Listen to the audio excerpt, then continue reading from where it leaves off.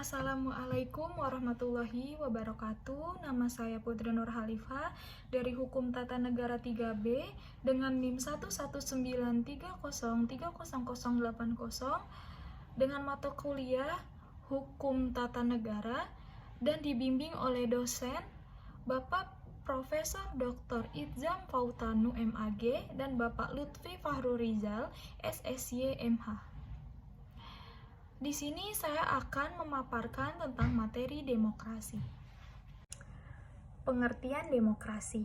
Demokrasi berasal dari kata Yunani demos dan kratos. Demos artinya rakyat dan kratos berarti pemerintahan.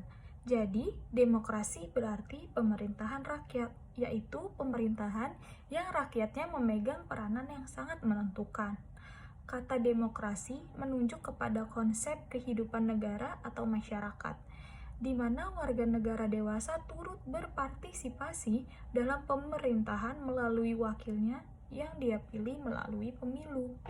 Pemerintahan di negara demokrasi juga mendorong dan menjamin kemerdekaan berbicara, beragama, berpendapat, dan berserikat setiap warga negara, juga menegakkan rule of the law. Adanya pemerintahan menghormati hak-hak kelompok minoritas dan masyarakat warga negara memberi peluang yang sama untuk mendapatkan kehidupan yang layak. Manfaat demokrasi. Demokrasi dapat memberi manfaat dalam kehidupan masyarakat yang demokratis, yaitu kesetaraan sebagai warga negara. Di sini demokrasi memperlakukan semua orang adalah sama dan sederajat. Prinsip kesetaraan menurut perlakuan sama terhadap perundang-undangan atau pendapat dan pilihan setiap warga negara. Memenuhi kebutuhan-kebutuhan umum. Kebijakan dapat mencerminkan keinginan rakyatnya. Semakin besar suara rakyat dalam menentukan, semakin besar pula kemungkinan kebijakan itu mencerminkan keinginan dan aspirasi rakyat. Pluralisme dan kompromi. Demokrasi mengisyaratkan kebinekaan dan memajukan dalam masyarakat maupun kebersamaan kedudukan di antara para warga negara. Dalam demokrasi, untuk mengatasi perbedaan-perbedaan adalah lewat diskusi, persuasi, kompromi, dan bukan dengan paksaan atau pemeranan kekuasaan. Menjamin hak-hak dasar. Demokrasi menjamin kebebasan-kebebasan dasar tentang hak-hak sipil dan politis.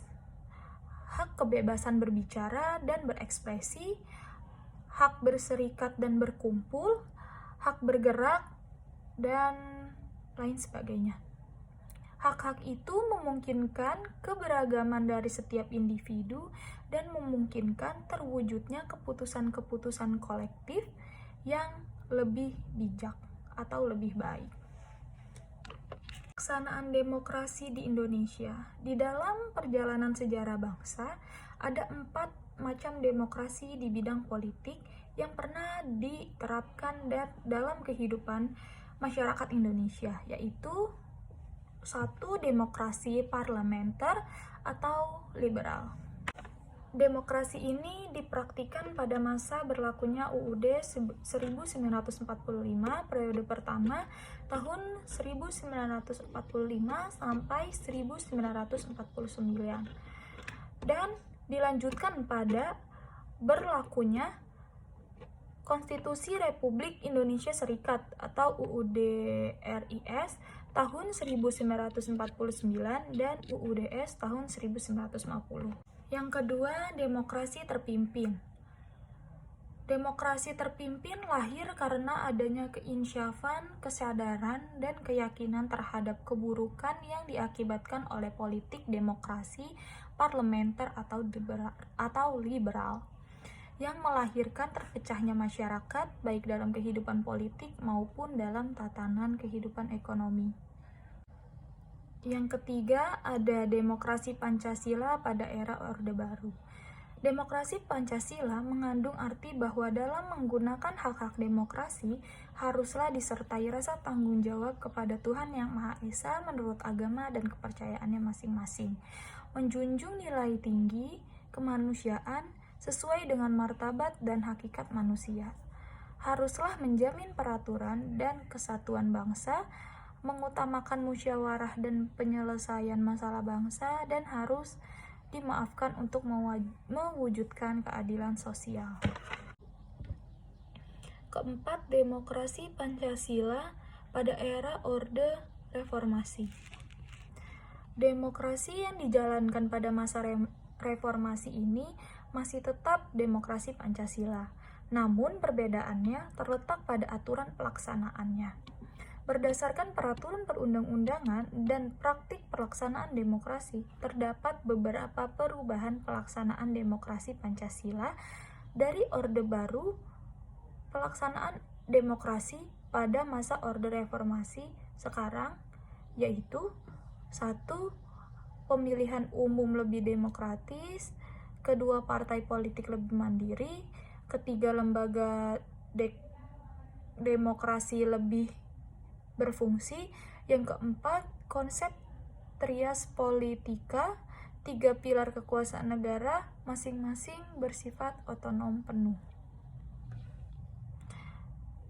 Adanya kehidupan yang demokratis melalui hukum dan peraturan yang dibuat berdasarkan kehendak rakyat.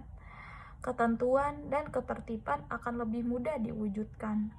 Tata cara pelaksanaan demokrasi Pancasila dilandaskan atas mekanisme konstitusional karena penyelenggaraan pemerintahan negara Republik Indonesia berdasarkan konstitusi. Jadi, kesimpulannya dapat disimpulkan bahwa kata demokrasi menunjuk pada konsep kehidupan negara atau masyarakat di mana warga negara dewasa turut berpartisipasi dalam pemerintahan melalui wakilnya yang dipilih melalui pemilu. Pemerintahan di negara demokrasi juga mendorong dan menjamin kemerdekaan berbicara, beragama, berpendapat, berserikat setiap warga negara, menegakkan rule of the law, adanya pemerintahan menghormati hak-hak kelompok minoritas, dan masyarakat warga negara memberi peluang yang sama untuk mendapatkan kehidupan yang layak. Pengertian demokrasi adalah bentuk pemerintahan yang berasal dari rakyat, dilakukan oleh rakyat, dan dipergunakan oleh kepentingan rakyat.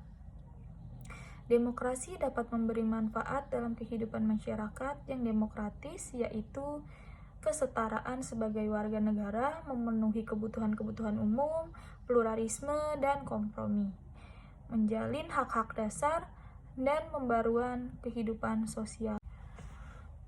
Untuk menumbuhkan keyakinan akan baiknya sistem demokrasi, maka harus ada pola perilaku yang menjadi tuntutan atau norma nilai-nilai demokrasi yang meyakini masyarakat. Nilai-nilai dan demokrasi membutuhkan hal-hal diantaranya kesadaran akan pluralisme, sikap yang jujur dan pikiran yang sehat, serta demokrasi juga membutuhkan kerjasama antar warga masyarakat dan sikap serta etikat baik. Demikian materi yang dapat saya paparkan, kurang lebihnya mohon maaf. Bila ada kekurangan, wassalamualaikum warahmatullahi wabarakatuh.